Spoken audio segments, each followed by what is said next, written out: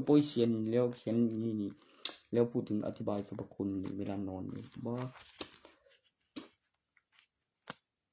เจ้าเข้าใจบ่ว่าสรรพคุณในหลอดนั้นก็เป็นวัตถุมงคลด้วยกับสรรพคุณเพิ่มเติมบัญชีไม่ได้ก็เข้าใจไหมเพราะยังจะบอกว่าดังแล้วโอ้ไม่บอกว่ายันยาก็ยันยาบุญเห็นบุญกันเลยตลอดน้ำมันนี่กูได้กันไม่ได้อยู่แม่ดีกูว่าอยู่โอ้กูว่าจะบักขามมันตายกูว่าอยู่ทำไมบักขามคือรีบจะเห็นอารมณ์บ่ก็มินนะแมวมันจะขึ้นบัลลังก์ไปก็ได้ว่าสัน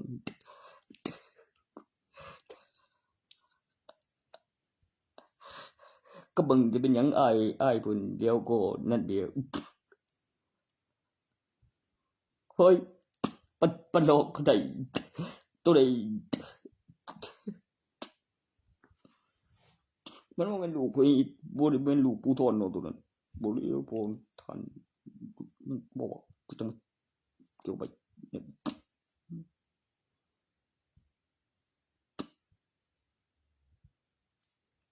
มีตัวบอกเอาว่าตัวมันจะขึ้นยันบ่เฮ้ย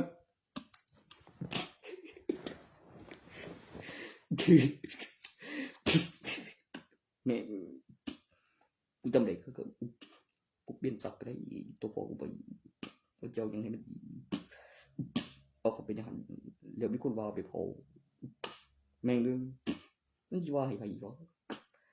เจ้าไปเผาอยู่บ่ตัวกูเอาไปหันหรอโอ้ผมยังมันตายจริงนี่บ่เรียกเลยอย่างเลี้ยวเว้ยเลี้ยวมึงด้อยเขย่าเลี้ยวสันไปลงอะไรมึงไม่เปิดพ่อหน้าออกไงกูบอกว่าอย่ามึงอย่ามายุ่งกับสุสานกูโดนเดี๋ยวให้มึงจะโปไอ้เราตึงยาแต่สองล่างเป็นไอ้หนุ่มว่ายังบ้าบุรุษเคยมีฮับเจ้าที่เต็มฟ้ากันน้อย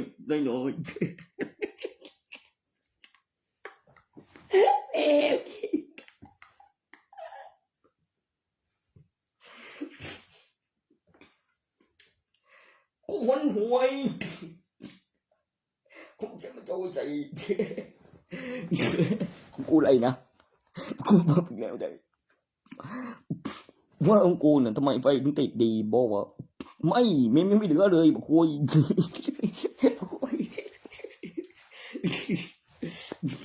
ว่าอย่างว่าจำได้ตอนเก็บเลี้ยวคือว่านั่นแหละเลี้ยวมาเจอตอนเก็บรูปมันได้เลยไม่ใช่ในปืนในห้องปืนเต่าปืนตรงนั้นได้ตอนคืนมันต้องได้แบบไม่ใช่เงินกูได้ไม่ได้มาอย่างง่ายไม่ขังขาคือใบเสร็จปืนมันเต่าแล้วเดี๋ยวแบบโบ้แบบไม่ได้ขโมยเลยตั้งใจได้มาโดยคนสวรรค์เข้าไม่ต่อยอ้างอุบัติเหตุขึ้นมาว่าปู่มันก็ส่งอุบัติเหตุตอนเอกสารว่าเพราะเหตุใดเพราะสาเหตุอะไรยังไงนั่นเดียวทำไมถึงจะไปได้ตอนใดตอนเอกสารเสร็จตกตั้งมาด้วยใจขึ้นในข้อความเอกสารตอนพิมพ์นั่นหน้าจอบูยมึงจะคิดว่าเป็นอุบัติเหตุว่าระเบิดใช่แล้วพี่เอ๋ยใจมาขับพื้นมือตาเก่งได้ใจจริงฮะไปแล้วเป็นวิชาไม่ใช่ใจจริง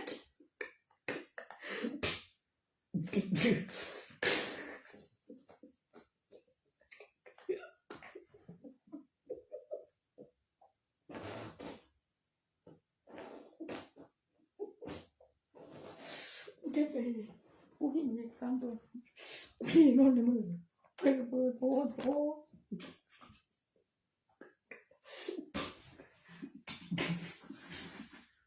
โอ้ยโอ้ยตอนนี้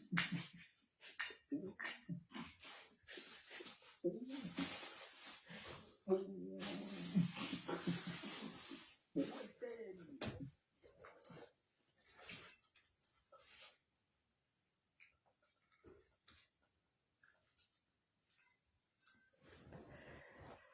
โอ้กูว่าจะเป็นมีคนตายนะมีคนตายกันตัวใดวะ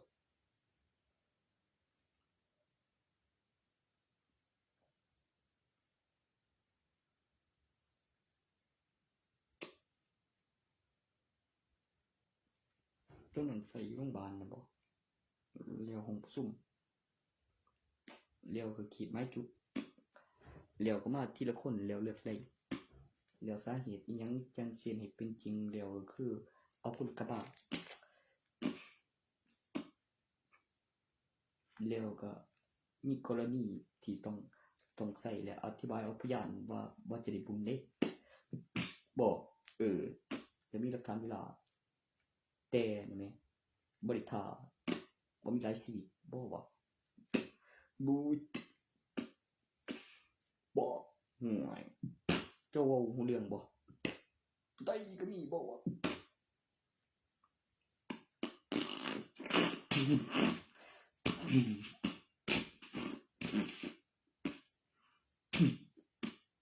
เอาเรื่องของกูบ่ให้ไอ้เฮ็ดบ่ตัวนั้นยังล่ะให้ไอ้เฮ็ดบ่ซั่นโอ้ยมึงสิมาไปขอมีเงินโอ้ยกูมึงสิหลายได้กูอยู่นั่นสิดังกูบ้องได้เถื่อนะใครเฮ็ดอีหยังโอ้ไม่บอกจะกูเรื่องว่าไปบอกมึงอย่าไปมันต้องตั้งหานก่อนแบบที่ไปที่นี่ก็จะเป็นสกินนี่นะฮงเดี๋ยวยังเฮ้ยเดี๋ยวยังกูเร็วอีกมีทั้งเขาทั้งผมกงโจรเลือดด่าทุกคนเนี่ยบอกเพิ่มเกินไปเห็นอยู่ขันดมเรียกมึงก็เพ่งบน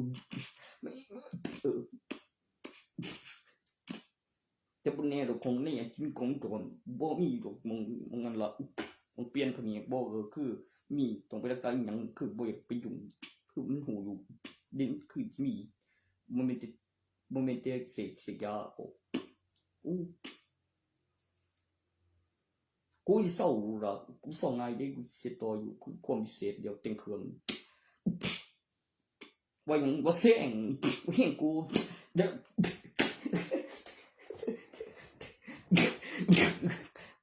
ต้องอีไปกูมีสุดเจริญแล้วมีฐานอยู่เป็นบ่เป็นพระเจ้าจักรวาลกูโกงว่าปีหน้ากูจะขึ้นสปีดเราจะโกงตัวโอ้เจอมันหน่อยยังวะมันคือเป็นสมุนตอนที่หนึ่งก็เจ็บปูส่วนอีกส่วนบริเป็นรอยเส้นยังบอกง่ายเส้นบดอนทุกทีคือตัวเป็นเบอร์นั้นเขาเป็นเบอร์กูคือดอกเดียวโหยวันนี้กูเรื่องเลยได้บ้าบ่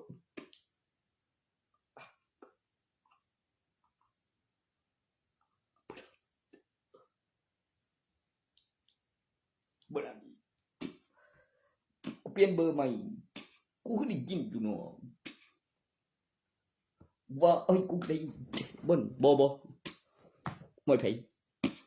บ่เอาไปนำบ่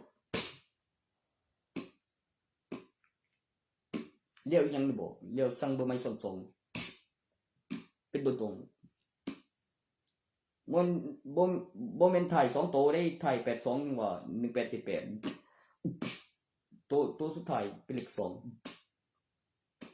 ในสมัยขึ้น06เหลือเป็นตัวตรง3ตัวเป็นตัวเลข2 3ตัวเป็นตัวเดียวกันจึงสิเป็นตรง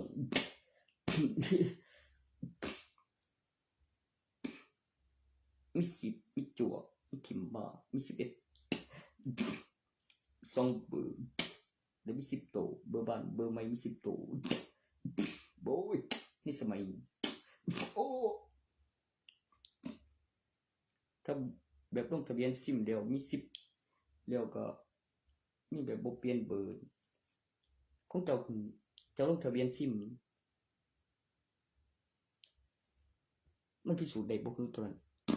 ของผมคือว่ายังบ่แล้วแต่ว่ามันถ่ายทอดสดอยู่หรือสุดบ่ครับกับเวลากับประสบการณ์กับบินบ่กับบ่ทัน31บ่ทันด็อกเตอร์โดยสมบูรณ์แบบมันเท่าไหร่กว่าสกอไม่ได้ของจังหวัดที่สุดที่สุด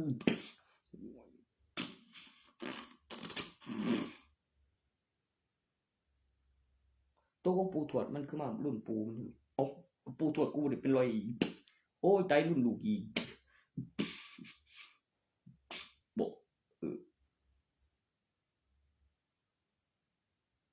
ตัวบัตรประชาชนใบหนึ่งหน้าบอกผู้เฒ่าบอกว่าไปขึ้นลูกก่อนนั้นมีแค่ใบทะเบียนบ้านกูจะมีบัตรประชาชนแต่จังได้กูบ่ทัน15ตนมันบ่แจ้งตายเด้ของผู้ตรวจนั่นวันมีบัตรประชาชนเดี๋ยวกูจึงถ่ายบัตรประชาชนบ่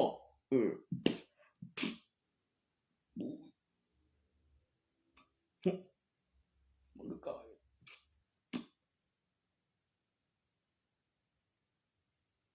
กูเห็นคือบ่กูเด่นฮอดตัวแล้วบ่แม่นคือซื่อๆบ่แม่นน่ะบ่ก็พิสูจน์ได้อยู่บูเพิ่บางวันยังหูเลยว่าตะกุดนั่นเขาปั่นเป็นใบเจ็บบ่ขาบ่ตายอยู่ไอ้บุ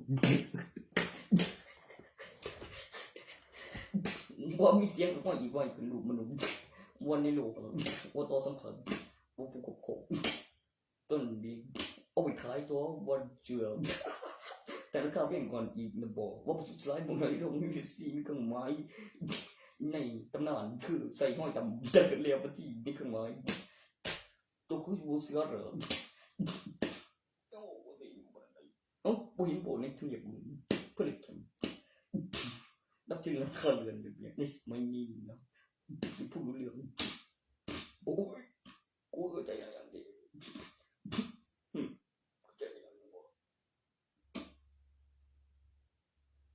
ตัวบัตรประชาชนนั่นโอ้เป็นผู้บอกไงออกบัตรประชาชนเด้อที่มาบอกง่ายนั่นบอกตอนกูอยู่10 ปีเลยตัวมีบัตรประชาชนไปหนึ่งนั่นมึงมาตอนนั้น10 ปีเรียกอะไรกลุ่มวันนี้เขาบ้าน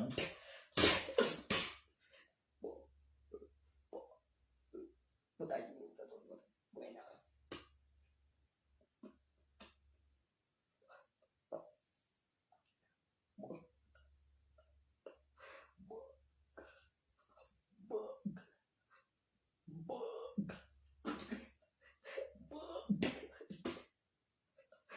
สมบูรณ์บอกเลย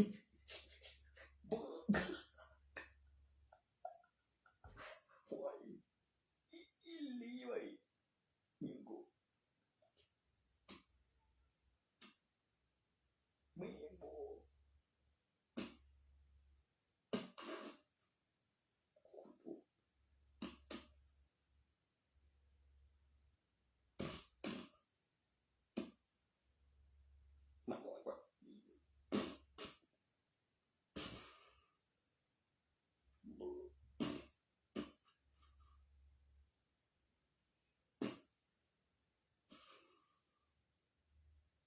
กูเก่งว่าคือรูปถ่ายเดียวว่าเป็นสิทานว่าตั้งค่าหน้าเพลงบอกให้ปากมองที่ผ่านว่าอาถรรพ์มนุษย์เพศบูเก่งกว่าถ่าคุณสารสิ่งผมต้องการแม่ผมบริการมันแต่ผมจะบอกถ่าบ่เป็นถ่าดี พอเท่าเที่ยงพูดกันไป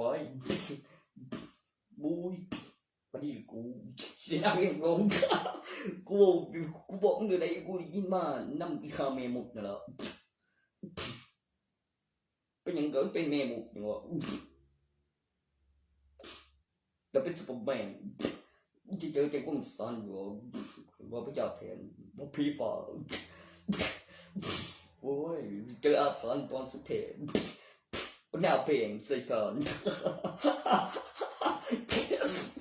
โอ้คือดอกเลี้ยวคือลูกถาแตกสองหลังเป็นวิญญาณได้มึงไม่พอดอกเท่านั้นจะเชื่อ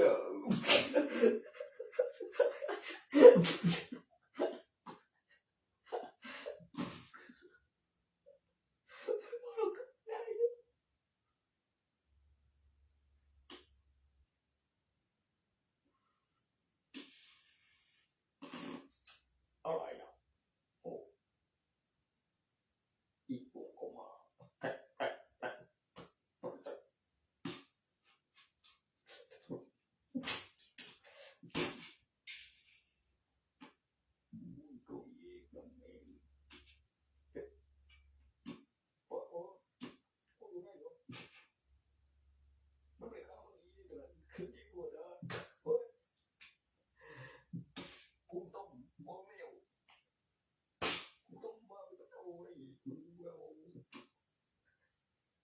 บ้า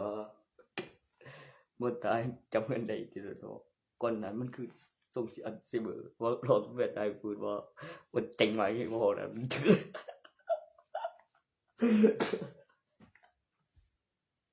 บ่น่าคันบ่เรื่องตัวนั้นขึ้นมาอีกกูบอกได้เอาแบกแม่ง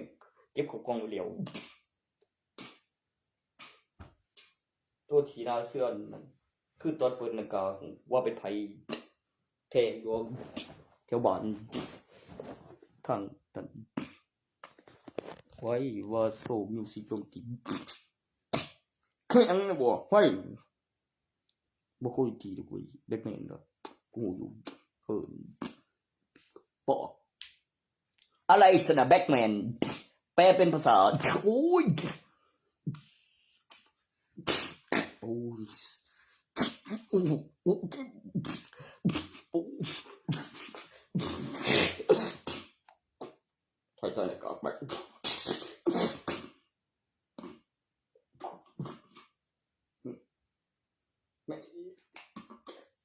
ทำบุกโซโบวีเอ็นก่อนอยู่ตามสารนี่หรือคือที่เขาเรียกแบทแมนไม่ใช่เลยนี่บัวโอ้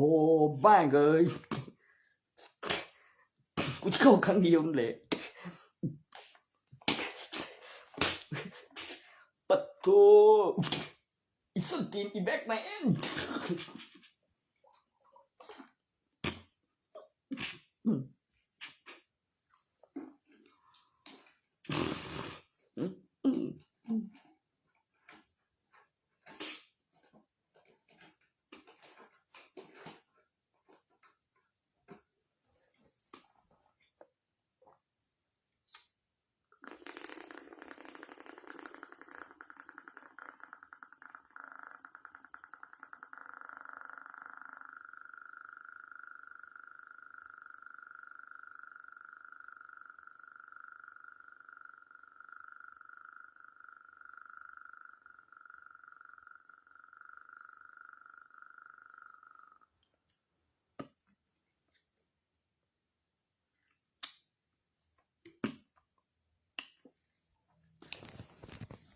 แฟนโดนเบกแมนเดี๋ยวถึงตายไอ้มีโทรศัพท์คนเดียวเอาเปิดซับก่อนนะอะไรเปิดตอนโทรศัพท์มีเนี่ยเธอเติมก่อนนั้นบอกกูสึกสองเป็นคนมึงมีการต้นนี้เต็มกู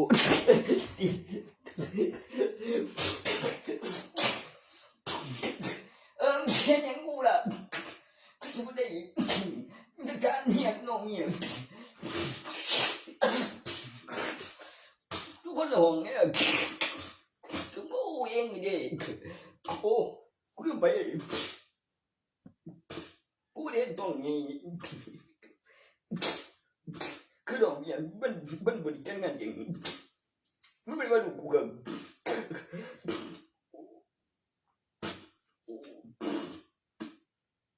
บอก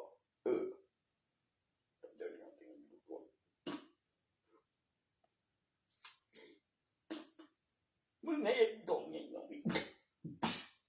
มึงจะกันทุกวิ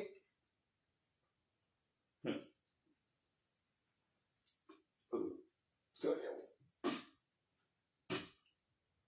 ต้นจำไม่บ่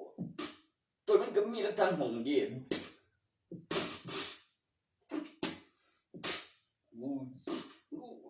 มาเบิ่งดีๆกูมายังไงกูต้องกูเบิ่งอยู่อ่ะโอ้ยเจ็บร้อนดอก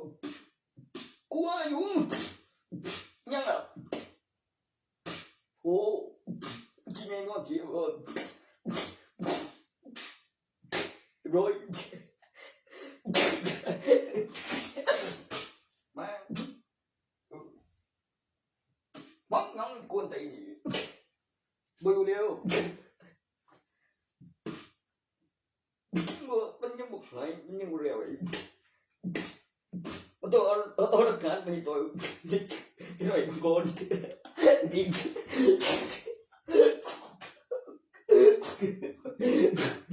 ma bằng nhiều cái tai đấy đủ tai rồi đeo cụ tai rồi đeo cụ tai rồi đeo ô nhưng mà phải cái này rồi được mẹ đi cái có ông tôi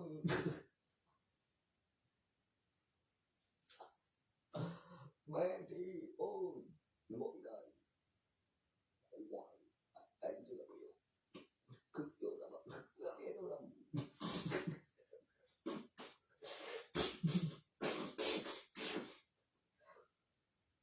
nên trong ngủ là cái điều gì hoài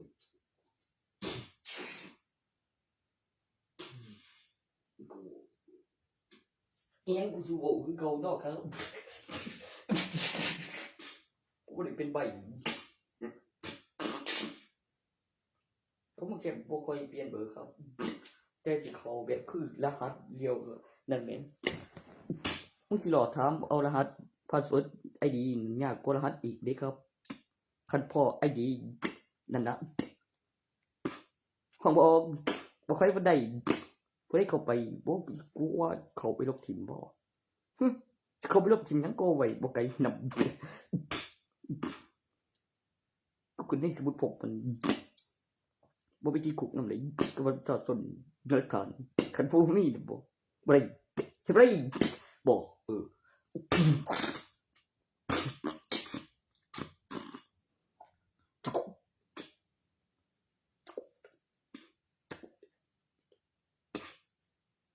ที่คุกแล้วกูว่าที่คุกพร้อมกันกับน้องหน้า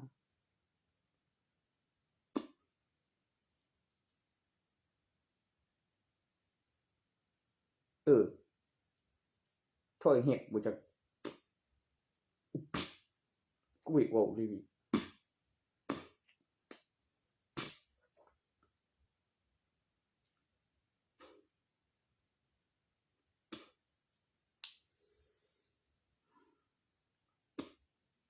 ที่แบกเมนตามเขตนั่นเลี้ยวก็คือเห็นอันนี้ไว้กาย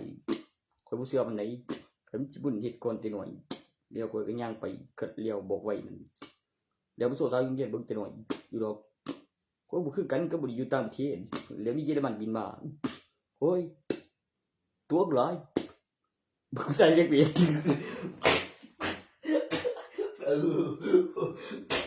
โอ้ยที่ก็ได้งูที่บ่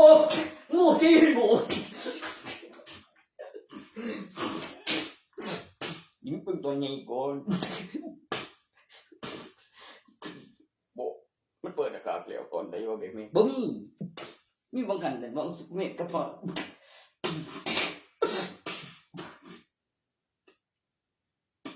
ก็ใส่หน้ากากแบบนี้มันขาดซุปเปอร์แมน เลี้ยวก็ได้บุดนเด้อ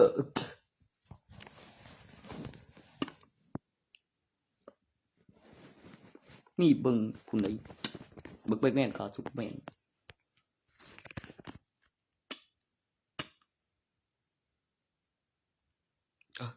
จะมีตอนปืนได้ช่วยนึงหยังมันสบอมันสิบ่ตายอีกเลยบ่สาบานสัญญาแล้วจะมีโตบ้าแบบสีแดงเงินมันชื่อหยังวะอีโมคาเปจะเปลี่ยนคืออีสบอ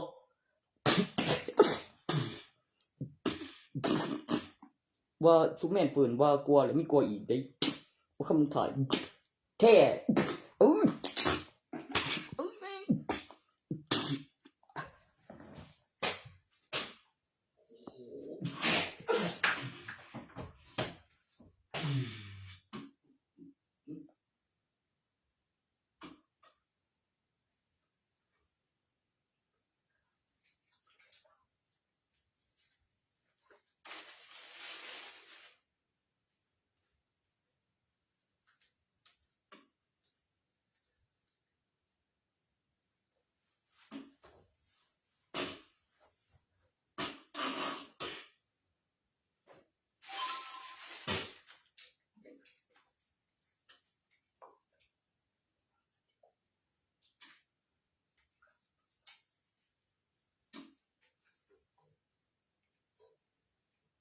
เอาตัวใดตัวสกรีนบอลหรือ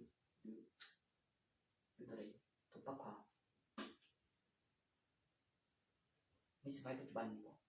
ได้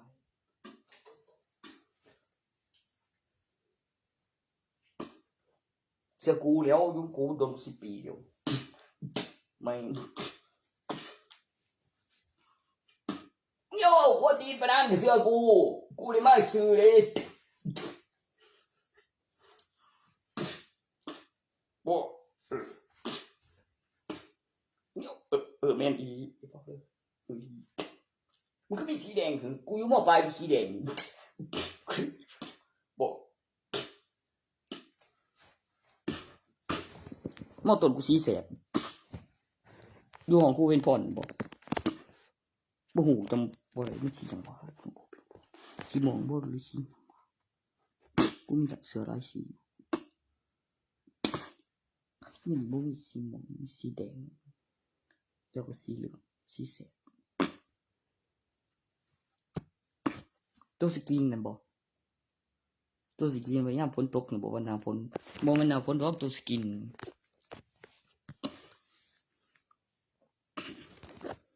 คันยามร้อนนี่บ่บ่แม่นอีมึงไปวางซั่นใส่กูเบิ่งใหม่เนาะเจ้านี่กูโหตีนแท้ว่ะกับยุ่งกูโดนกู10 ปีแล้วก็เชื่อกูล่ะบ่เดี๋ยวมันตาแนวนั้นมันคนละลายลายยังมึงก็จะหูเดี๋ยวนี้มันหูอีบ่วะ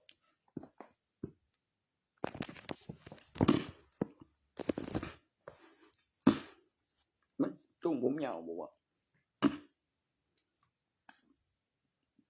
กูมีบัตรมอปลายทำดีสปอร์ตเรียนได้เนาะสักกระเด็นออกจากโรงเรียนแล้วมันตัวโปรแกรมเองบ่มันโอ้มันก็มีคู่จำสั่นแล้วกับงานตัวนี้ทำงานตัวนี้เขาตรวจบางแนวระบบ Facebook ได้มันหูหรือยังหรือบ่หูบ่ดอก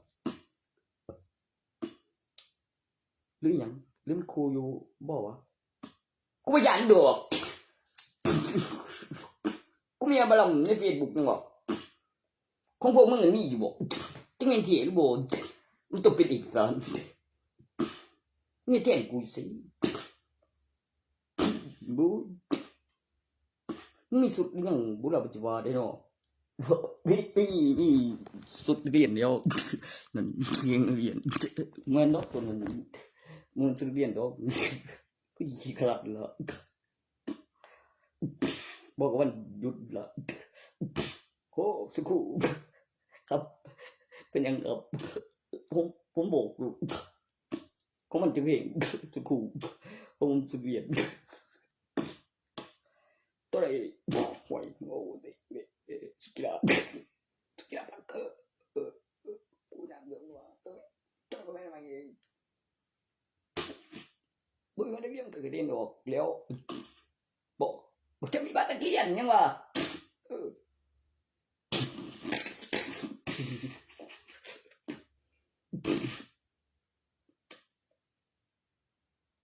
กูตรวจคอมเมนต์กูตรวจอะไรอยู่เขาจะมาตรวจอะไรบ้างมั่วผมเคยได้เบิ่งแจ็คสันแล้วครับคือมันต้องเห็นเพราะเขาตรวจกันแนวไหนก็ต้องบอกไว้นะไม่เกลียวคือจะไม่เมียนโอ้มีคนตัวมองวิดีโอนะครับพอดีหรือบ่ดีก็เป็นโบผมก็ว่าวิดีโอนะครับมันมีผลว่ามีประโยชน์อะไรใส่ตัวอะไรก็ไปตรวจก็กดพิสูจน์เบิ่งเลยโบก็วิดีโอนี่กูคือไงโบอีตัวสิ่งขึ้นมาอย่างนี้มันนักเรียนหูอีได้มันก็บอกความจริงนักเรียนไปจินล่ะว่ามึงเห็นบ่ได้คือกูดีบอกไปเวทีบอกไม่มึงเห็นบ่ได้เข้าครับนี่เกิดบ่ได้ล่ะมาพัน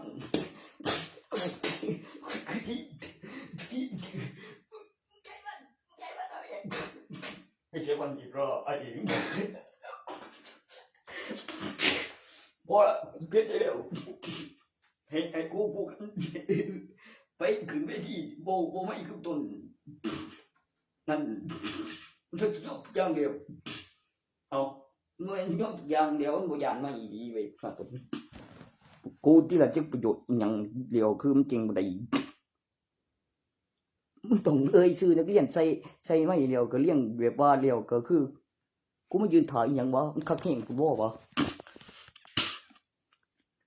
สุดคู่จังหากไปซื้อมาบึงโอ้ขัดต่อไปเลยบ่ไม่นะมันก็มีหลายอย่างหลายวันก็มีก็หลายปี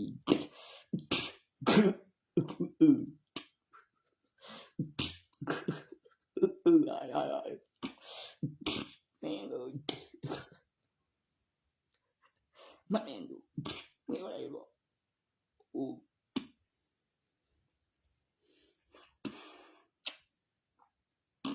เนี่ยบักแจมบักแจมมันคืออะไรใบเจ็ดจิบัตกับผู้หน่วยการเนาะห้วยไปแข่งจรวดแล้วครับสาวเฮเจมาวิทยาลัยราชภัฏเดี๋ยวยังนะบอกเอ้าเปิดนี้สีก้อนเลยได้มันจะกลาย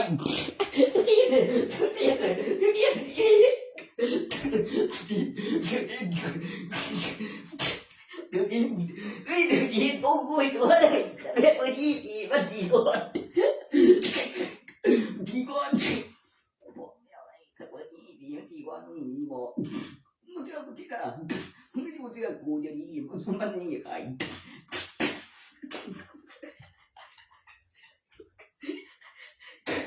มึงจะกินเต้าใจกูเนี่ยต้อง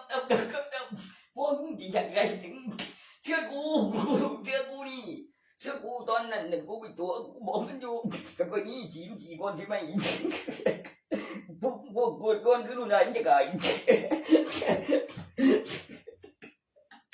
ก็มึงใจกูไปเลยดิมึงก็ไปบุญเดี๋ยวกูไปมึงขึ้นมาบอกกูมาก้นดิกูไปเอามาดิบ่ได้กูไปมึงดอกมึงหูแล้วมึงโบน bố khó lắm bố đây mang bố thua đi khổ đi tôi gặp quỷ lại bố đồ đi tôi gặp quỷ lại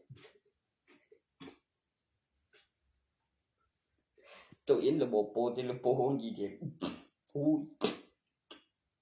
bố thấy bộ hoàng đây không có bị thô là sao bộ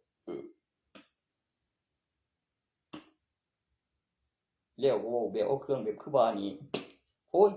ôi ơ sao thật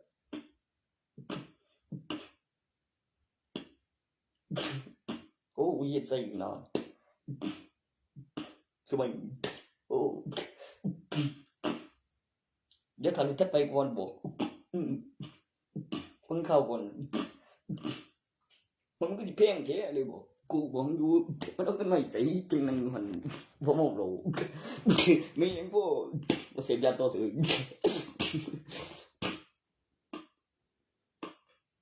บอกตัวเงินพอจะว่าบอกว่าใครพาเองวะ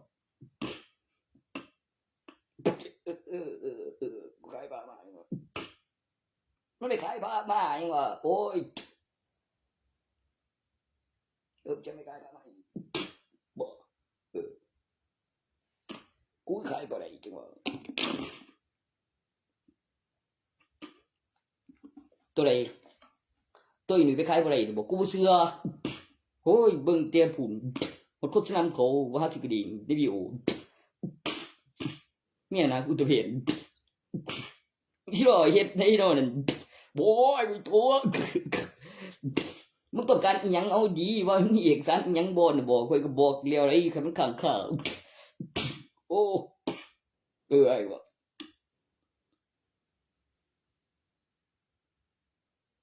หรือว่าเป็นพ่อมันนั่นมันแม่นบ่โต๊ะเดียวกว่าอยู่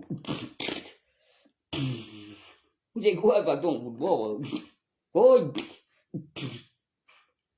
บ่แม่นเนาะกูไปขายพระอีหลีเขาซื้อพระแต่อีกอย่างนึงนั่นแฮะ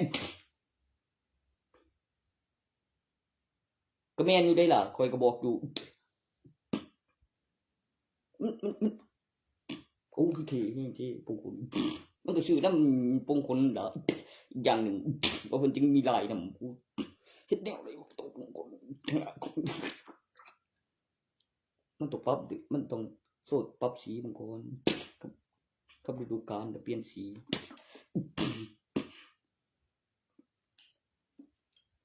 โอ้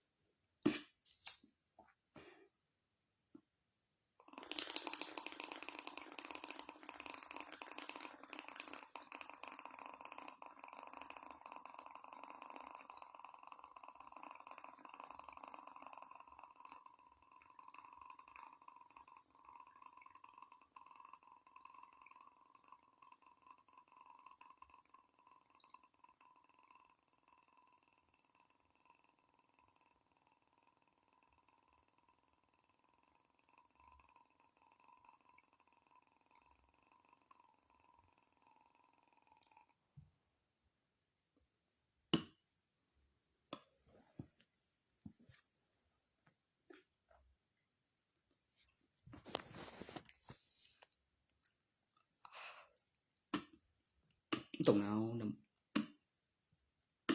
cái công bố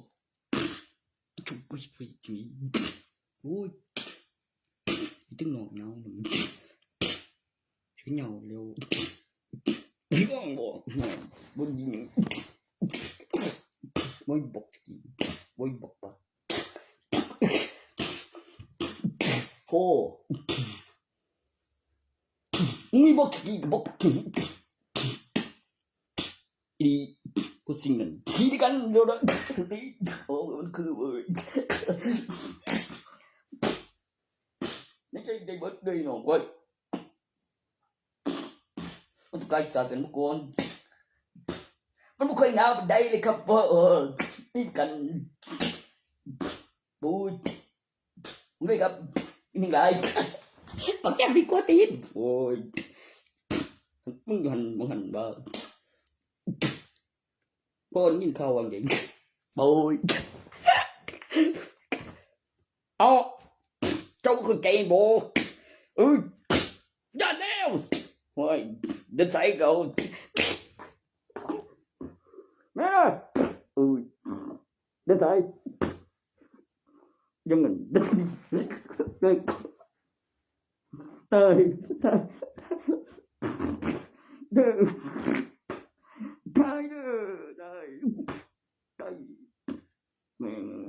มันจำบ่ได้ยังเนาะโอ้ย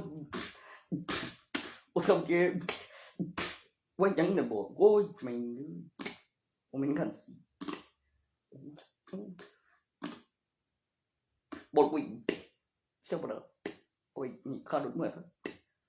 không bị dùng không bị dùng mày cá trâu bớt lời bố ngang thuộc về cô tông không đời có gì cần phải thấm cây cho ban có bồn về không đời ở đây đâu khỏi nữa bất ngờ đi ôi cái này cô cũng có thể muốn trâu nhưng mà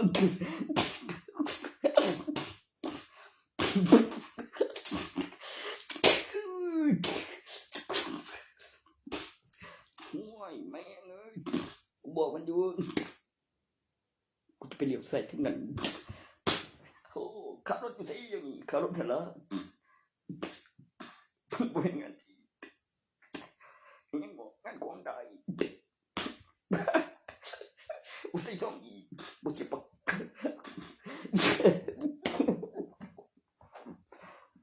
nhưng ôi về gì cái gì nữa tìm vô điều điện thoại cướp gì ba ơi bỏ cái nó ngoài mèo không bỏ đi xóa mình gì để vào cái cô biết con gì xịn như này thấp cái bài cái chỉ cần điểm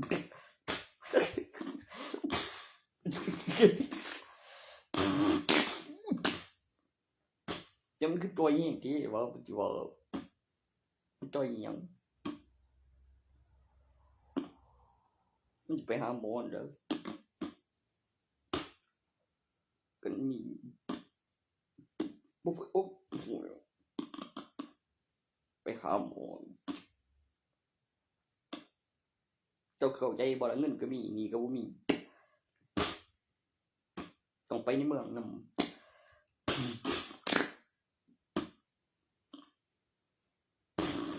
ทำท่าเนาะ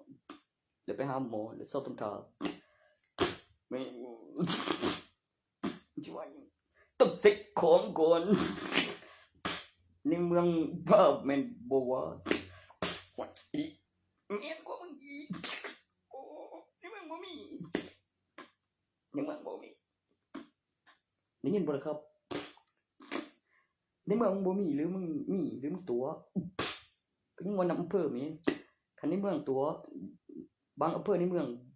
ก็บ่มีดอกเจ้าผมนี่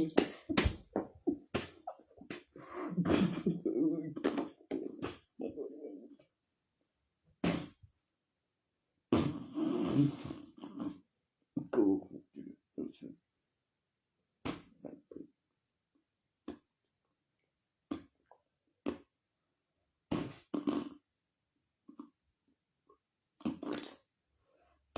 เสียว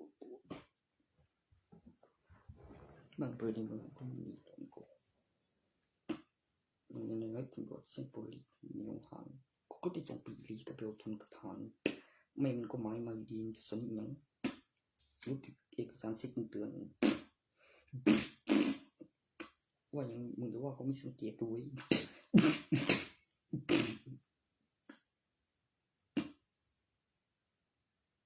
บอก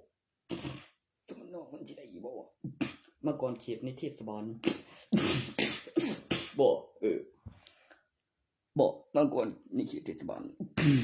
นอกนั้นมันยังไม่รู้เลยสินะว่ามีเกณฑ์คนมีที่ประกันเพิ่มฐานนอกเขาเรียกอะไรสนะในอำเภอโอ้เนี่ยในอำเภอนี่ถึงกูเลยยังไงบอกนอกเขตเทศบาลมาก่อนบ่ได้บักฆ่าแม่งเลยกูบอกกูนี่ถึงใส่บุญบาปไปเบอร์ที่เลยให้ถือข้ายแม่ง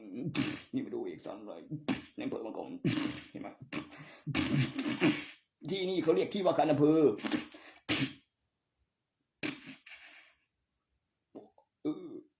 กูเลยเชื่อแม่งว้ายนะจริงอยู่จักจริงดูบ้องฮะพอฉันลงบ้านก็อำเภอเฮ็ดเล่นเลยได้กูเห็นไม่ยังปันก็รู้วิธีเฮ็ดเล่น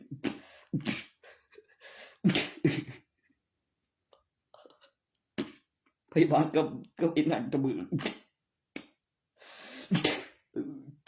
แม่งโว้เดี๋ยวไปฉันสิกรีอันนี้เป็นที่กูเลยยังแบบเปิดเผยมันชูเรื่องเอกสารสำคัญอย่างนั้นเนาะกูแต่งกบเดียวก็คือในแบบเขาโอ้ยเนาะกูก็คิดว่าแต่เอกสารสำคัญแบบนั้นพอพิมพ์ไปพิมพ์มาบ่ตกเติมพิมพ์อีกไปกูเป็นกฎหมายโอ้เสียวจะเป็นกฎหมาย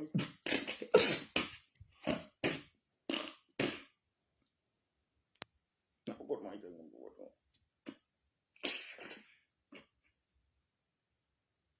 ความลับราชการได้รู้ไม่ได้ตำรวจ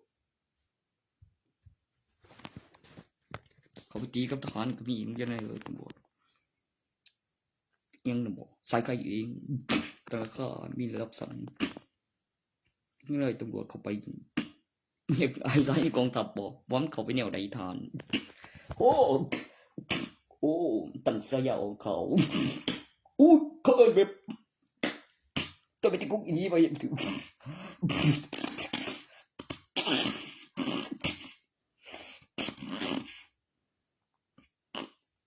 ว่า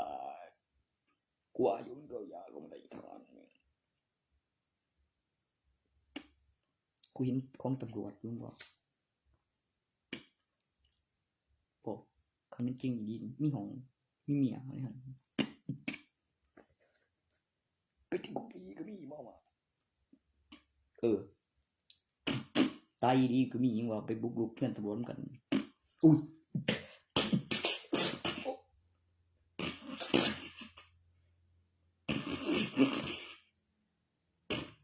แล้วเกิดความมหัศจรรย์นะเนี่ย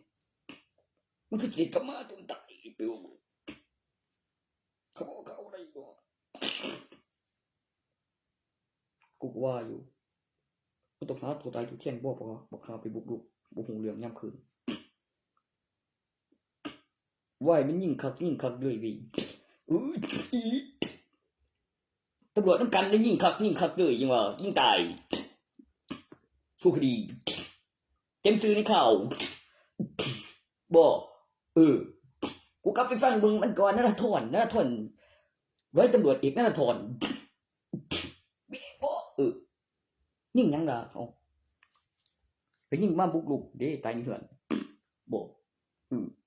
จะว่ายิ่งตำรวจตายนี่เหือนอยู่ว่านี่เหือนไผนี่เหือนเจ้าของนี่เหือนผู้อื่นแบนตัวมาบุกลุกได้ตายว้ามันย่ำคืนนะในข่าว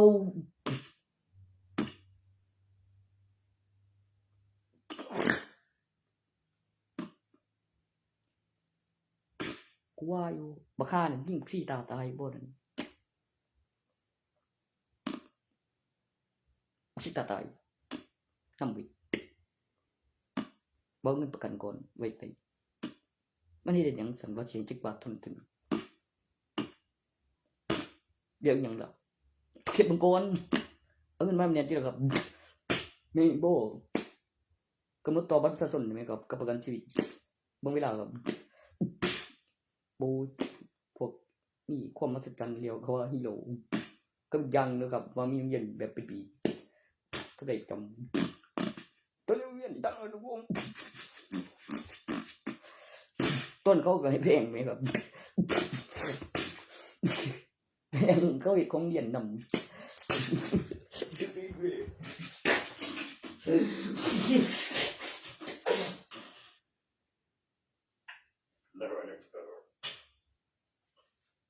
บอกสนใจ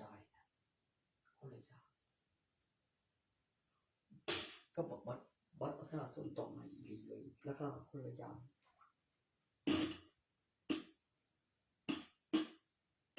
กูบ่ได้ก็แปลกใจเลยเดี๋ยว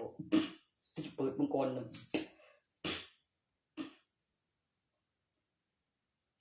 กูฮีโร่ได้เดี๋ยวกูมีตาฮีโร่ได้มีประกันชีวิตได้เอาทีมชาติที่มาไปเดี๋ยวครับอารมณ์นั้น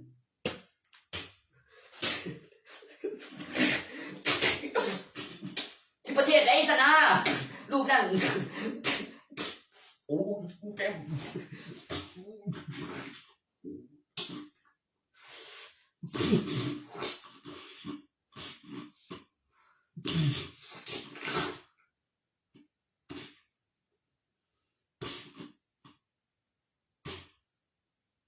สะดวกเฉพาะถนัดกองหน้าบางวันก็เป็นโค้ชเองกัปตันเองหากิจกรรมรายปีมีทุนก็ขึ้นเอกสารเองขึ้นตาแล้วยังเลี้ยวว่าในข่าวเป็นโค้ช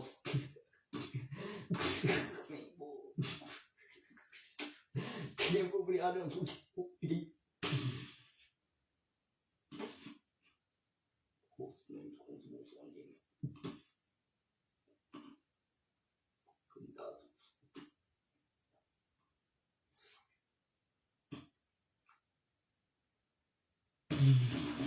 ใช่เก่งน้ำนี้บ่เดียวคือเก่งยิ่งไรเป็นเรียนใช่เก่งนี่ครับบ่อยป้ามาไม่ใช่ผู้อำนวยการปลุกจิตมาหางั้นพรุ่งนี้ผมไม่ใช่เก่งมานะมิงคุณจะไม่ได้สิครับใช่เก่งอีแล้วผิดยังครับคุณครู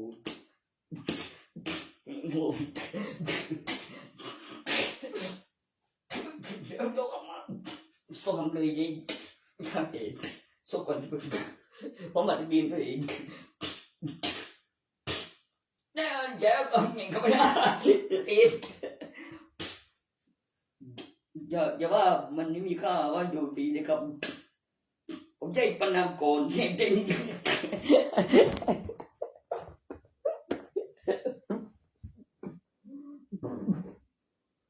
ไม่ชอบ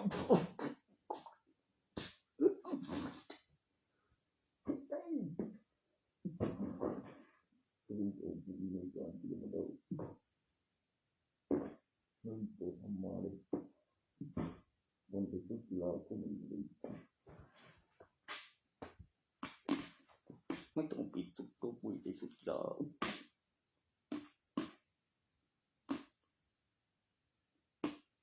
หมอต้นกับโบไปนั่นเลยเอาชุดใส่กระเป๋ามาเปลี่ยนชุดต้นเลยซอนแน่เลยว่าตื่นให้ตัวจากเดินเปลี่ยนสถานในห้องเดี๋ยวเกิดอย่างเร็วกูก็ไปเจอโจรจริงกูไม่อยากพูดต่อเลยกูอยากให้เยาวชนไปโจรว่ามีประวัติในเรียนมึงไปเอาโอ้ยบ่กูเห็นบ่ได้ยังว่าหล่นบ่รู้สั่งถึงนั่นถึงยังไงได้บ้างยังเป็นเหลือเฟือมีเยอะหลายกูโง่กูกลัวสำหรับเขาว่าเป็นต้นสัพพังไปใครตกนะคนขึ้นมาไปได้ตอนนั้นจึงโง่ได้ก็ให้ได้กำบุษแมงมันเอายาเล่ได้ทำยาเล่จนกันกูบอกเดียวกูคือขายบอกว่ามีเขากูตั้งราคาไว้เปิดเครื่องกินได้รับสายได้นี่นั่นโอ้ยรับสายกูต้องสัมผัสดอกเนาะกูบอกดูดอกเดียวรับสายได้บอสกูบอกรับสายได้อยู่แม่นอยู่จริงนี่เจ็บเป็นอย่างกับเป็นจอตะบัดเตะมันคือสิรับสายได้ช่วยมันคือสิรับสายบ่ได้ครับอะทุกที่รับสายบ่ได้รับสายได้เดี๋ยวเป็นอย่างโอ้กดเพิ่มเสียงมันรับสายบ่มีอันนี้อีกอย่างนึงมันรับสายเว้ยแม่นอยู่สุพรรณก็รับสายมันมีเพิ่มเสียงกับผ่อนลงแม่นบอกไปแม่เครื่องไม้บวกมันก็รับสายหรือรับสายดีโอ้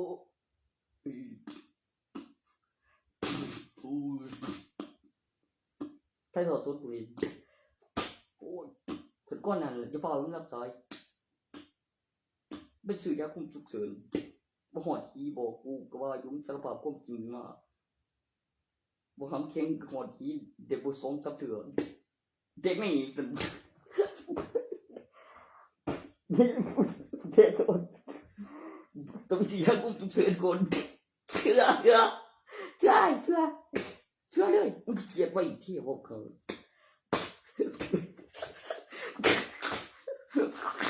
มันเจ็บไงอย่าไปเจ็บไงโอเคมันร้องก็ยี่จุดปุ่นนี่โอ้ยก็มือยี่จุดสิบ่ถอยโอ้เบี้ยคือยิงกูทำยังไงดีอยู่กูเปลี่ยนผัวหิวนะเบี้ยตัดโดนโง่ไหมจะเปลี่ยนไปไหมบ่คือบ่โดนเขาบ่ดียังว่ามันบ่ดีnhưng màมันเข้าใจว่ามันโดนเขาบ่เสียแล้วก็บ่ดีเดี๋ยวนอนว่าซั่นบ่ดีก็ปูเขาเปิดห้องแล้วไปเอาซะนั่นไม่เลยโอ้จีก็ปูเขาเปิดห้องโง่บ่จริงเด้บ่เข้มเด้เปิดห้องฝึกดีเจ็บเปิดห้องบ่แม่นนะกูบ่ได้เปิดห้องว่าอีกคนนึงโทรมาเปิดห้องมึงอย่าไปฉี่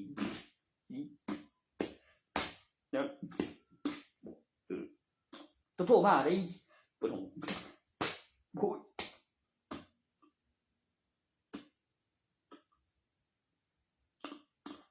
กูว่าอยู่กูจำได้อยู่มันเปลี่ยนคนแล้วทันคือบ่ทันออกกัน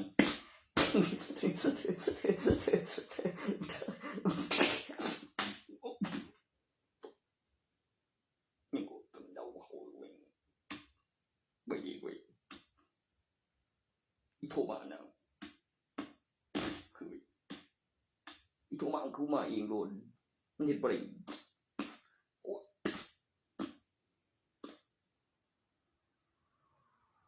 บึ้งบึ้งบึ้งบึ้งมามึงเปิดห้องเด้อกับบอกโทรศัพท์เดียวคือมีเสือเข้ามาในมาอีกคือบอกมึงคือว่าอีเปิดห้องมาเองมึงเส้นบ่ว่าจิมันฝนบ่นอนซื่อนี่ไหนก็มีนี่ของไหนดีก็คุยไปเดี๋ยวมันเจ้าเอาข้ามโอเคบ่โอ้เฟย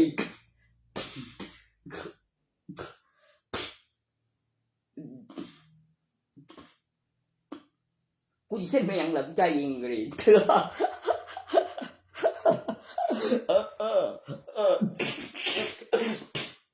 ลืมไป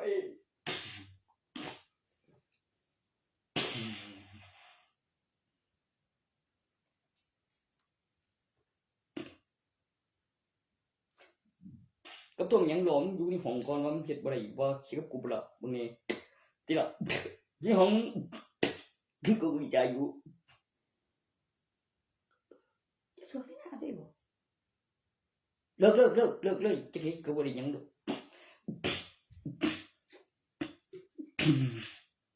บ่จำได้กูมีเนาะต้นเหรออันเรียบร้อยจบแล้วมึงเยอะเลยมันบ่มีไผหูนะก็มึงสิจำหยังได้ในศาสตร์นั้นว่าก็บ่เขาพูดมาปีนั้นแล้วเนื้อตัวกูเลยเฮ้ยโง่บดโลกบดโลกได้ดุนนั่นละนอกจากที่ออกข้างมาแต่เมียนทั้งข้างบ่ใหญ่นี่มาอีมันเป็นอะไรซะเด้อไปใจมันปวดบ่ล่ะ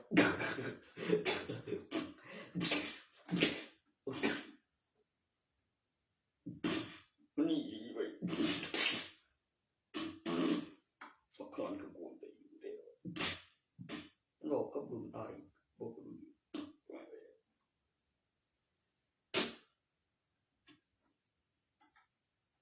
มันสิเจ็บได้อีหยัง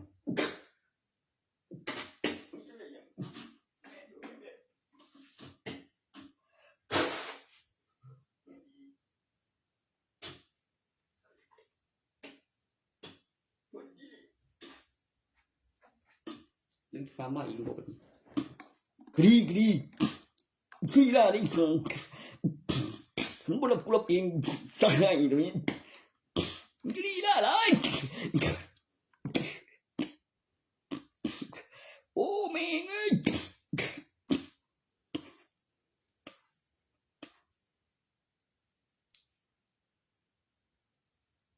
บอกแม่โชคพุ่นเลยบอกแม่โชคยังบอกแม่โชคเลย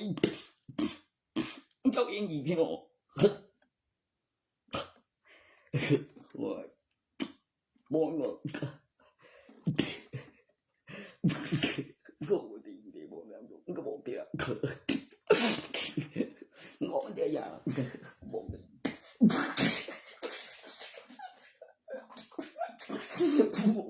ปูไปปู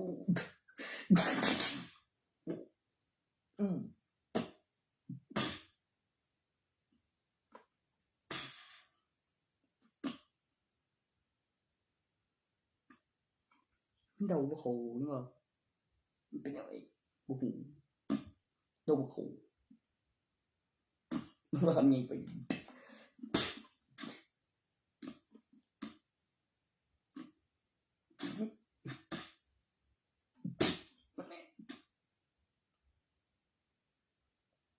คือเขาท่านเขาอยู่ในให้ไปยังวะผมเองเนาะแม่เนาะโอ้ยแม่นี่แม่ทำไงไปกูได้เป็นมันกูเปลี่ยนผู้ใหม่แล้วกูสิใกล้ๆตัวก็เกินมาเป็นวิ่ง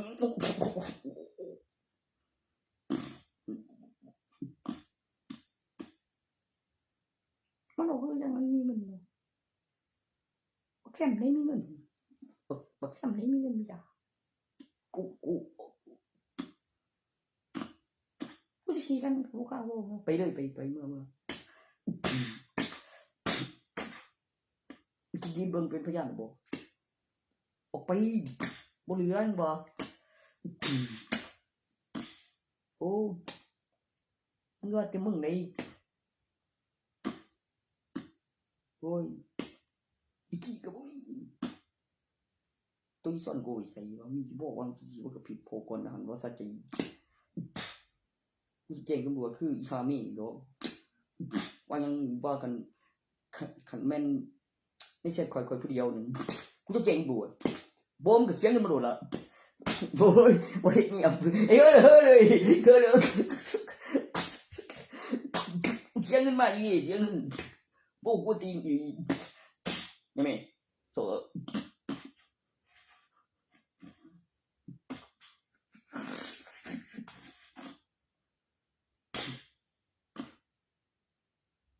แม่แจ้งตำรวจใครได้ก็แม่กูบอกให้ขึ้นมาไปขี่เนี่ยเดี๋ยวเราโตกันขี่มาเลยกูโง่บ่ว่าสั่น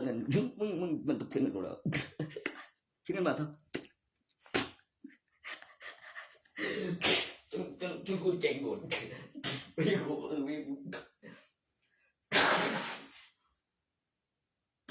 กูพูดอะไรยังคือว่าเจ๋งหมดเรื่องว่างตัวนั้นซะมึงก็จริงเกินไปกูเจ๋งหมดเลยบ่คุ้มหรอกคือกูคิดว่าสี่ก้อนเดียวแล้วจริงๆอีกไม่กูเชื่อกันมากูเลยเชื่อกันก่อนมึงไม่เชื่อกันก่อนหรอก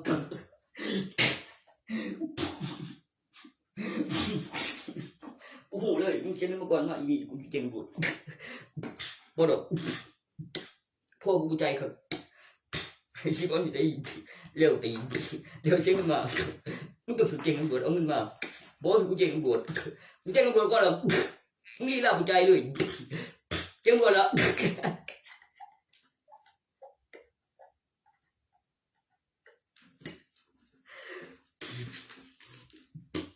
บอกสิลืมมันมีพฤติกรรมจงแบบคือได้เช็ดแบบเดียวเร็วบอกเรื่องโพดโอ้ยมึงก็ว่ากำหนดเวลาอะไรอีหยังแนวสั่นเจ๋งกันหมดละกำหนดเวลาก็ต้องเจ๋งกันหมดแล้วทำเวลาละโอ้เจ๋งพร้อมนะครับโอ้ยอันนั้นโบเจ๋งหมดตำรวจไปแม่งเอาตำรวจพยานสำนวนอาการเวลาโอ้ยมันถูกต้องบ่ล่ะว่ามึงยังอยากตำรวจกูพี่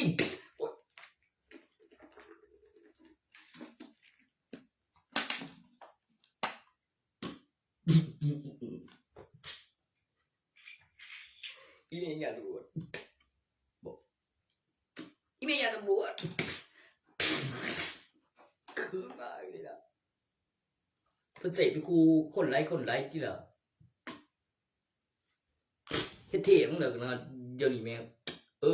กูว่าอยู่กับมึงท่านเฮ็ดแท้น่ะบ่ยังมีอีกสิพูดเท่าไปพูดต่อไปอยู่เพิ่นเบื่อเดี๋ยวว่าเขาตายว่ายังน่ะบ่ว่ายังเขาเฮ็ดที่ละเขาได้น่ะบ่ว้ายเขาได้สนั่นบักสำรวจมันเจ็ดบ่อยเยอะกันบ่อยสำรวจเจ็ดเฮ็ดบ่ได้ไม่สุกเซ็งๆให้เป็นยังบอกต้องการที่กำลังงานนี้สุดทางไม่งั้นยังบอกได้ต่อยคนหนึ่งโอ้ได้ต่อยคนว่ายังพยานกันเองอีเบ้งานนี้สุดทางต้องการที่กำลังบ้าบอกว่าหมดเลยหมดย่าม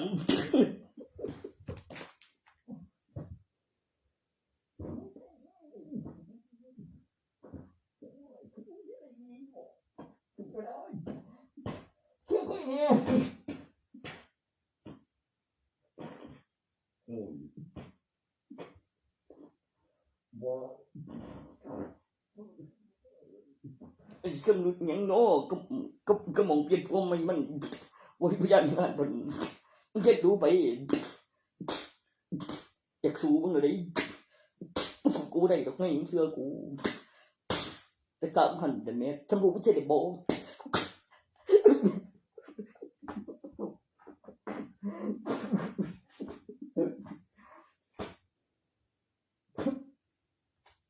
สมรู้ไม่ได้ย้อนกูยอม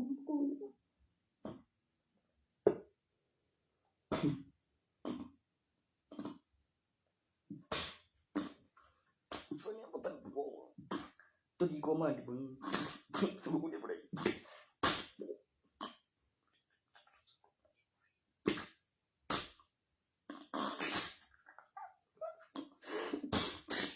แม่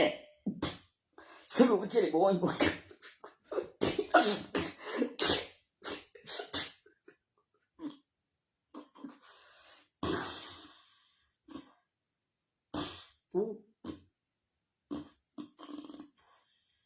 ึงไม่ใช่ลูกมันมาเลยจังเหลือพวกว่ามันพวกสิปีมันได้กลับมาใหม่แม่มันได้กลับมาใหม่ยัง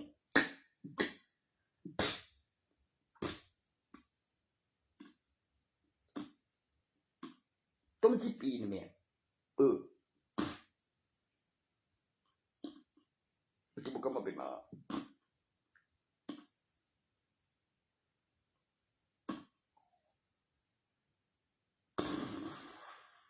ต้องมันสิปีบอกเป็นมาเขาเป็นมาก่อนมันไปหูอยู่บ่กูสูดกำลังเดียวว่าท่านเป็นคนก็มีไว้กับเอกสารสำคัญบุคคล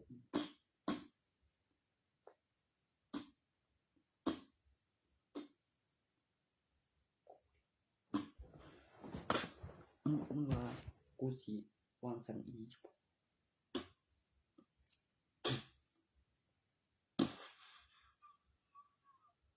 ตัวมีของจอมสีระบบออโต้อัตโนมัติพวกนี้โอ้ยตัวแจ้งตำรวจแบบนี้มึงใจบ่นี้เช็คกันก่อนสรุปสิบอะไรเบิ้ลกาเจงบู๊เก่งตำรวจละเบิ้ลเอามาอีกนี่โอ้โหดอกอีกทีนึงมึงบ่มึงเก่งก็มึงเก่งที่แรกไม่แบบเช็คอินเก่งข้อมไปก่อนก็ต้องบอกมาหันกูไม่ได้งอยเลยบู๊ไม่ได้โอ้ยเดี๋ยวมึงเห็นได้อะไรสินะมันเก่งหันกูเก่งตำรวจมาหมดเลยไปตัวมีมาหมดเพื่อนกูดิ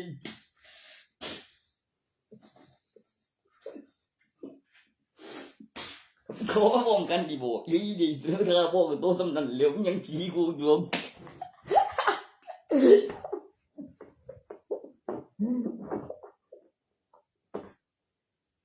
กูโตทำไม่ได้เองอีรามันต้องเป็นข่าวโม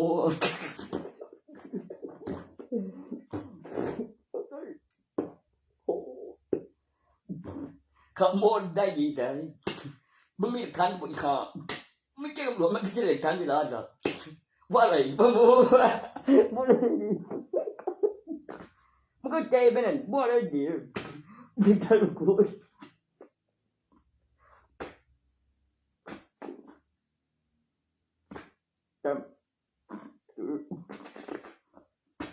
เนี่ยก็ไม่ได้ไปมือเขาบ่ได้ดีมาละกัน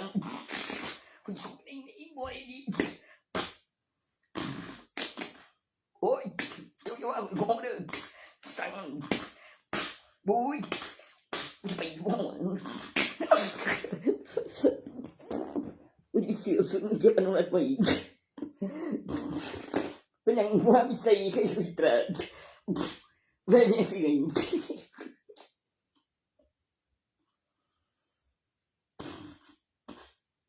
บ่ได้กูจะว่ามันทุนเองว่ายังกูไม่สิเช็ดยังดีเลยแบบเปิดทุโยบุลงคือมีความสัมผัสมาได้คันบ่แม่นมองหันเลี้ยวขึ้นมองหันคือบ่ฮู้สัมผัสมันได้ก็ฮู้ที่สุกูจนได้ก็แบบยาม ก็เรียบร้อยจบเรียบร้อยจบมาด้วยที่กล้าบอกว่าพิจารณ์บ่มีพี่น้อง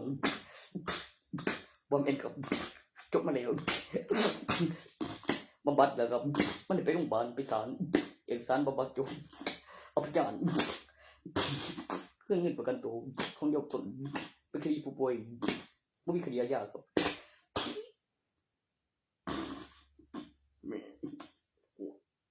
คดีอาญาเป็นคดีโจรบุรุษประวัติเป็นคดีขโมยผู้อื่นของผู้อื่นโอ้ไม่ลบประวัติคดีโจร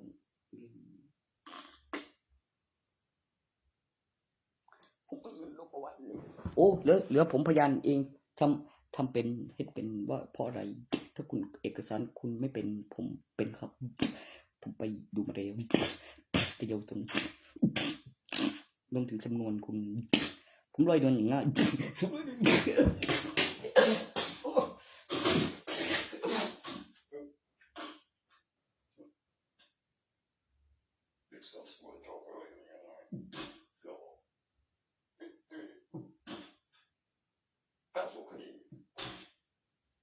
โอ้ยตัวจิตตาชินพยานแล้วผลเดียวเหลืองแล้วบอกไว้แล้วประกอบของอุปกรณ์แล้วมีหลายสิ่งหลายอย่างสิ่งศักดิ์สิทธิ์ดำโอ้แล้วมีกำหนดการตัดสินแล้วมีผลต่อพยานแล้วเกิดความมหัศจรรย์เองโอ้ว่ายังว่ามีเสียงแล้วมีผลต่อพยานในการตัดสินฮอดสู่คดีครับมีสองฝั่งโอ้ยโอ้โหอะไรสู้กูเลยมีเวรนำเลยครับโตทนายตรงจามเขามีห้องอยู่เดียวโอ้นี่เลือกกลุ่มใดครับโอ้มันก็มีเหตุประทะเหยียบทนายโชคดีหรือเขาจ้างเนี่ยไปสู่เขาอะไรอย่างนี้ฮะเขาว่าจ้างสู่เขาว่าอะไรอย่างเขาจะทิ้งพยานเจ้าคือเกเอกสารหัวโขกโอ้ความลับของทางราชการได้ตำรวจว่าแต่ของทหารหนึ่งคอยบอกเดียวเอาสิจ้างน้ำเลยของทหารไปเองนะเมียเรียบร้อยจบมาด้วยด้วย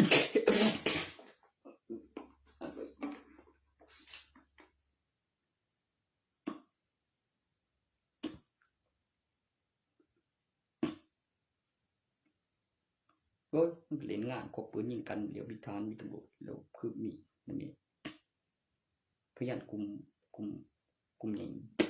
ดูรอดเนื่องจากอย่างเอาเนื่องจากอธิบายแล้วว่าในนี้ก็มีว่าพูดได้โอ้ไปเลือกพ่อเงินบ่ได้ดอกกันบูเอกสารฝากท้องที่ฉันเดี๋ยวไปบ้านนึงศาลว่าโอ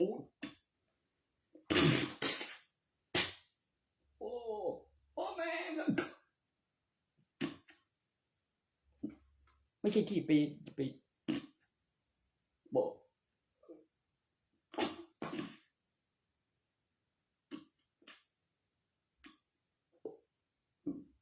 โอ้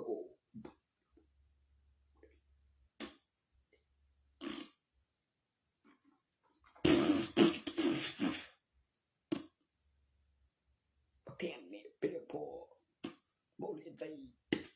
ค่อยเหรอประคานกลุ่มอย่างผมว่าเลือกพ่อตั้งยังบ่เลือกพ่อลูกกูได้บอกมันบ่ได้เลือกพ่อทีละโบยมันดีกว่าง่ายกว่าอีกบ่มึงเอาระบบตอนทองไงไปนำบ่ได้เห็นหน้าแม่นั่นมึงโหยว่าหยังพ่อกูงงกันกับจำได้แม่เขาว่ามีห้องโพไปก่อนเถอะว่าโทรไปทำไงเพื่อมันอารมณ์ดีจะดีกว่าพ่อบ่ใจได้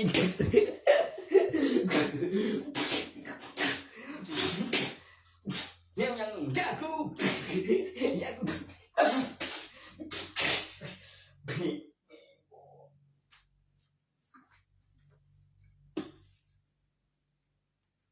ตัวคือ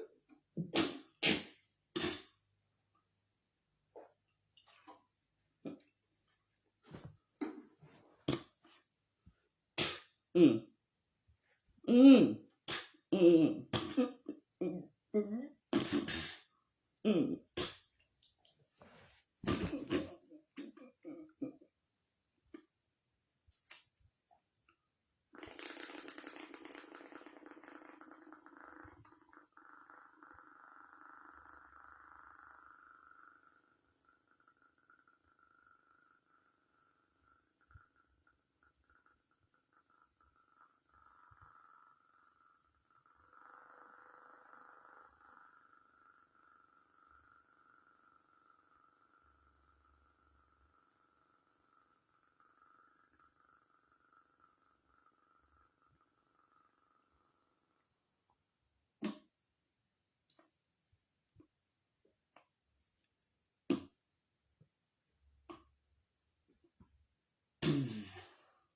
อืมอืม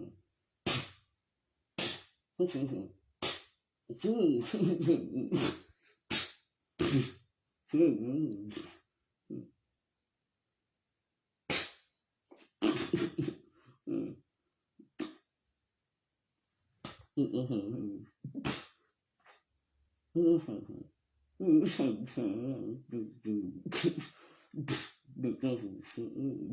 อืมอืมอืม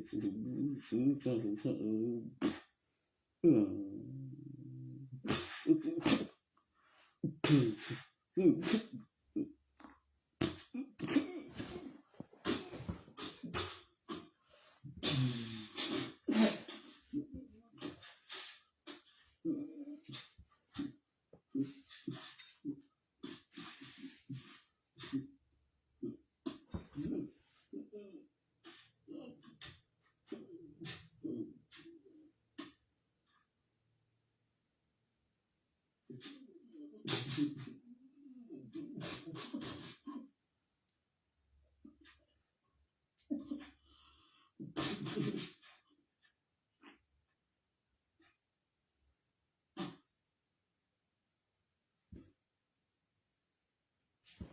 อืม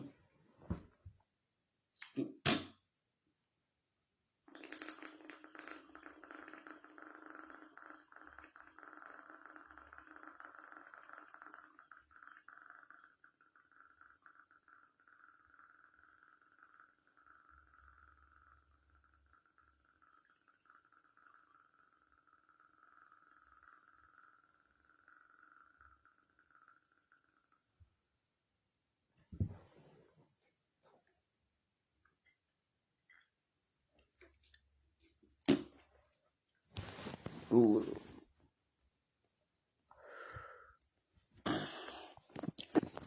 คือมันอยู่น้ำไผ่ละไผ่หยังพวกทองไงต้มกันติดกฎหมายเลยฟังที่ละมันเลือกเมียนบ่เลือกพ่อบ่ได้หยังว่าบอก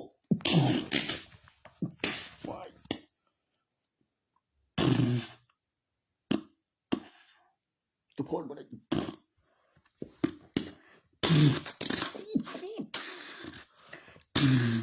ต้องเลือกเมียเนาะเออก็ยังมันก็ว่าเมียผิดตัวเลือกเมียคือได้อยู่แม้มีเอกสารแล้วมีกฎหมายแล้วมีฝักทองแล้วอธิบายโอ้ตัวนั้นมันชื่อลูกถือกฎหมายแล้วมันยุ่งไผแล้วไผทองยิงแล้วเอกสารฝักทองอยู่ไสอารวมลูกตอนทองยิงนั่นเบอร์เก่าเบอร์ใหม่แล้วตัวไปก่อนเดี๋ยวห้องโอ้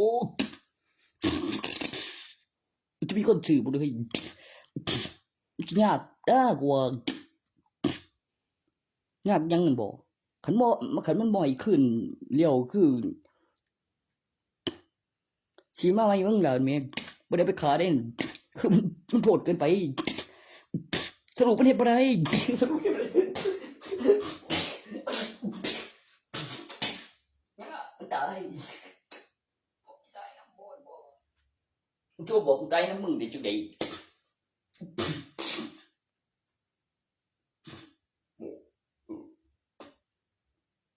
สิเสียหัวโทรให้ท่านเบิ่งดีๆโอ้แม่งเอ้ยโอ้แม่งเศร้าแล้วยังแล้วบ่แม่นเว้ย พร้อมจิตไอ้บ่ตัวนั้นบ่ต้องเรียนเป็นความลับมันได้เอาเบอร์เก่ามันเปรียบบ่แม่เจ้าเชื่อเขาอยู่บ่เอาเบอร์เก่าแม่งไปดำมันเรียนได้เรื่องก็แม่งเว้ยมีตั้งเรียบบุญมึงจัดกันเดี๋ยวโทรไปก่อนว่ามึงอยากรู้บ่ตัวเบียมึงตัวนี้มันเอาไปดูไอ้ไม่เอาไปโดนฉันที่นี่เบอร์เก่าโทรศัพท์จำได้ปนเดี๋ยวผมนี่หมดจริงเฮ้ย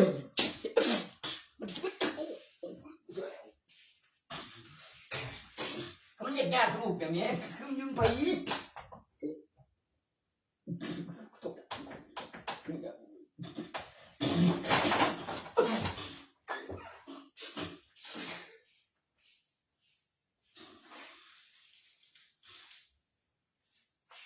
มึงเชื่อป่ะล่ะ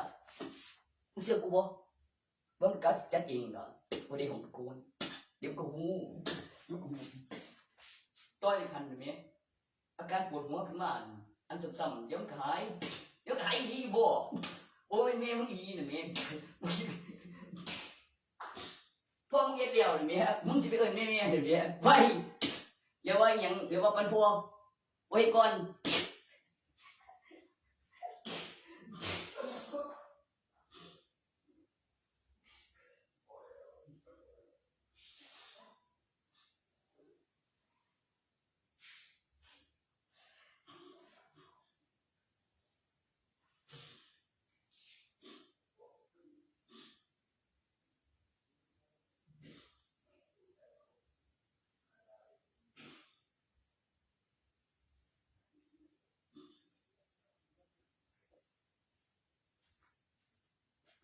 มึงจะรู้จักเขาแต่ว่ามึงถึงเรียบรุ่นกู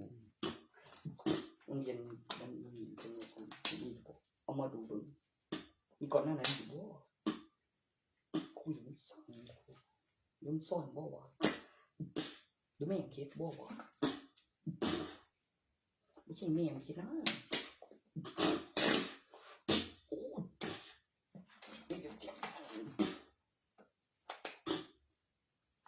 อะไรนะต้องใช้เป็นเอกสารเฟมอยู่โรงเรียนแล้ว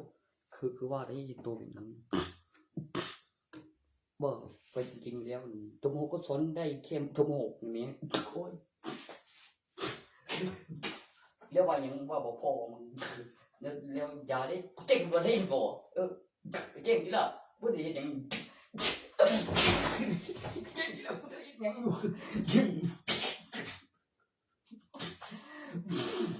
โอ้แม่ของมันนี่เก่งทุกอย่างที่ละเก่งไปที่กูบ่ทันตีโอ้ยกูสิว่าต้องการยอมมันบ่ย่านมึงเบิดเดี๋ยวมันบ่เจ้าบ่6นึงจังอยู่นี่กูเบิ่งวัดเรียนแต่ว่ากูก่อนนี้เข้าใจบ่ล่ะแม่งบ่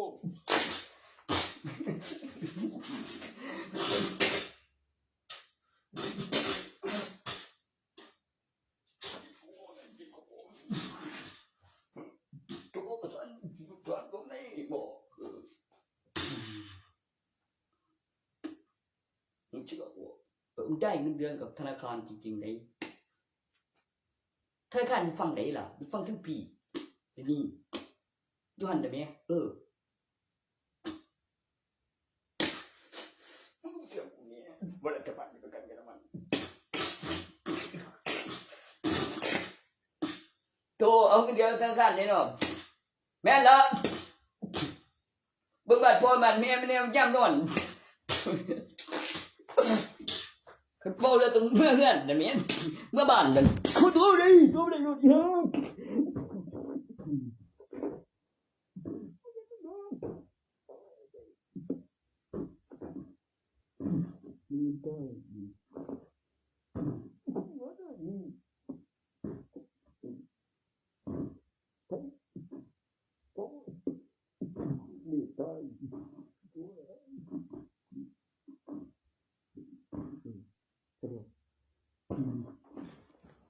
วิเศษ แบบมีให้ติดกันบ่ก็สิเอาล่ะเรื่องบ่โดนเบิ่งแม่นหยังครับลุงก่อนว่าอยู่ไกลไทยบูเป็นไทยเดียวว่าหยังบ่ไกลกลัวบ่ติดกันโอ้ยกูเฮ็ดได้เป็นบ่แค่ฟังประเทศลาวดิ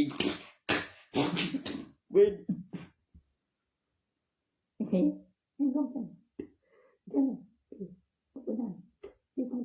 อีนี่บ่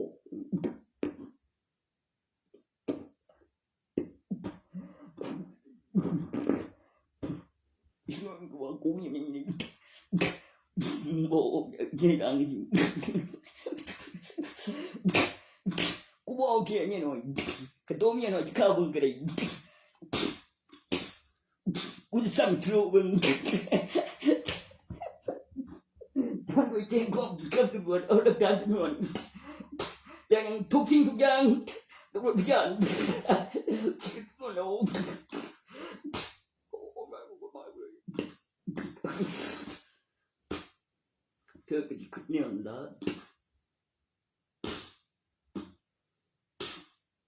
กูบอกรู้เป็นของจอนพยานเทียมจากทันเวลา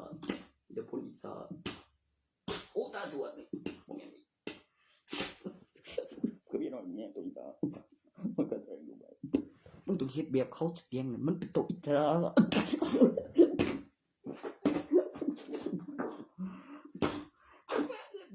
โอ้มึงต้องเสียได้บ่ได้อันนี้จะได้พี่เบิ่งต้นมันมันก็ตายแล้วบ่แม่นบ่ถึงตายสิได้ทุกสิ่งทุกอย่างเอาพยานตำรวจคือดีโอ้ยโอ้ยยังนั่นโว้ยคนละเพลโอ้ว่าอะไรที่ควรเลยโอ้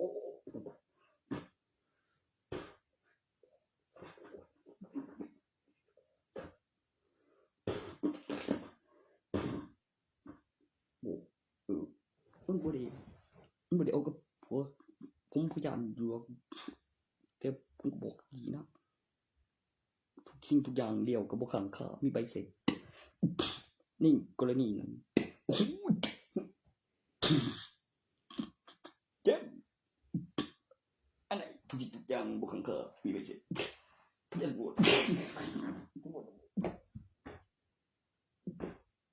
โอ้ถึงตายอยู่ดีได้กับเด็กคือคดีดังกล่าวแม่นบ่ถึงตายเด็กไปบ่โดนดอกจะต้องได้สนวนไปต้องสารบ่ว่าก็บ่จะไปหลาน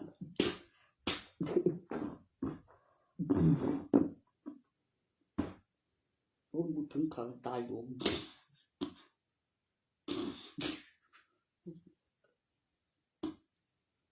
ยอมบ่ถึงขังตายดอกอิหยังวะ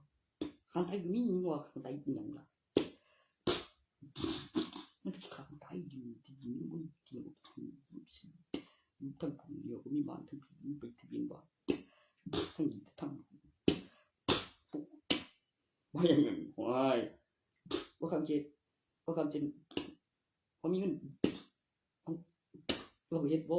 อย่าตรึงมันก็ได้ก็แล้วบ่มันก็ไปซื้อท่านพุ่นบ่มีก็ขายเพลงก็เฮ็ดเอาเองแล้วยังก็มีหลายมา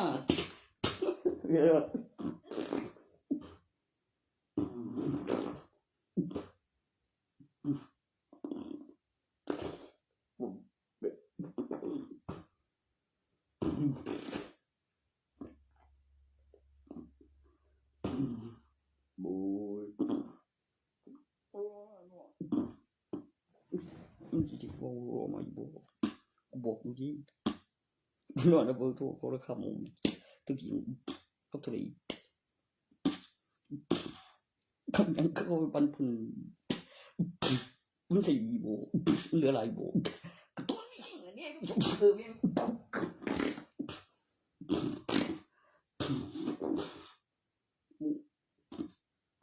โอ้ยยังดี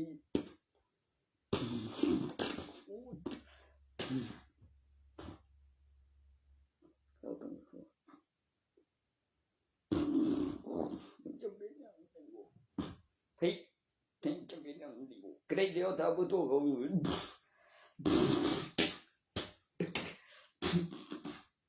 ใส่คนไปนี่บ่ปิ้งไปเวียนน้ำ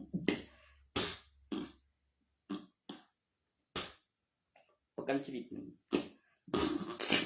ต้องมีค่าประกันเนาะสิประกันคนงานบ่ว่าสิดูรีดีบ่บ่อย่างยังหายทานกูต้องคิดดูอย่าง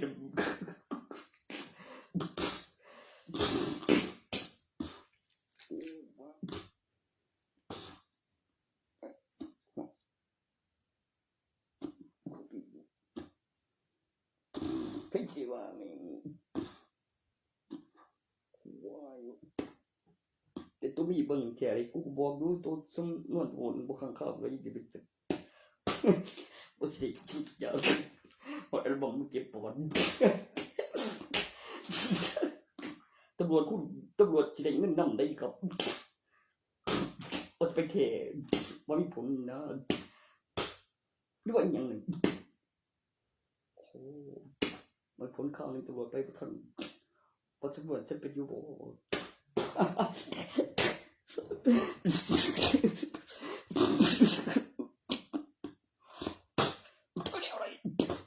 อ้ยมาปวดเลยกูบอกเดียวเลยยังบ่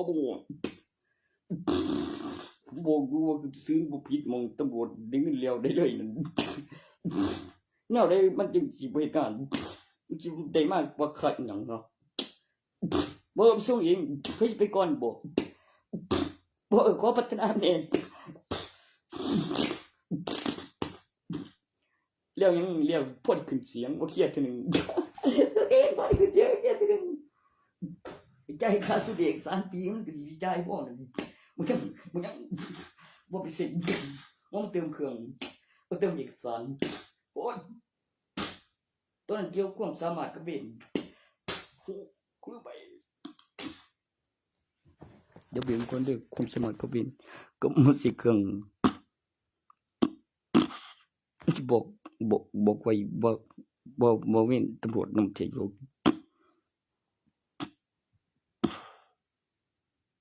ครับดูตัวอย่างสำนวนคำเอิ้นนักข่าวนำนี่แม่กด